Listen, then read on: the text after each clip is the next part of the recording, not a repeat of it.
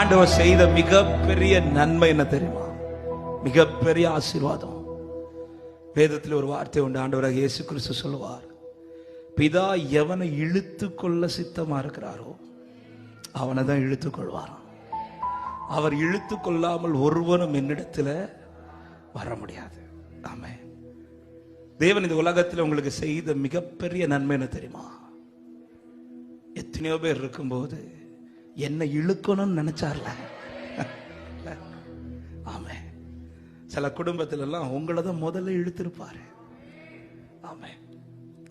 எத்தனை ஜனங்கள் இந்த ஊர்ல இருக்கிறாங்க, இன்னும் தெய்வத்தை அறியாமல். ஏன் நம்ம சொந்தத்துல இருக்கிறாங்க, நம்ம குடும்பத்துல இருக்கிறாங்க, நம்ம தெருவில் இருக்கிறாங்க. இதுல என்ன இழுக்கும்படியாக என்னிடத்துல என்ன வெளிப்பட்டுச்சுன்னு கேட்டா ஒண்ணுமே. அதுதான் ஆச்சரியம். தாவீது கிட்ட வெளிப்பட்டது நிறைய இருக்குது. ஆமே. ஆபிரகாம் கிட்ட வெளிப்பட்டது நிறைய இருக்குது. பேதுரு கிட்ட வெளிப்பட்டது நிறைய இருக்குது.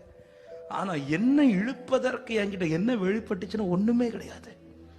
ஆனாலும் என்ன மறக்காம என்ன நினைச்சு என்ன இழுத்த என் தெய்வனுக்கு ஸ்தோத்திரம் என்று சொல்றவங்க நல்ல கரங்களை தட்டி ஆண்டவருக்கு நன்றி செலுத்துக பார்க்கலாம். ஆமே. எப்படி சிறியதா இருந்த அந்த பெத்லகேம் அவர் நினைச்சாரோ அப்படிதான். ஆமே.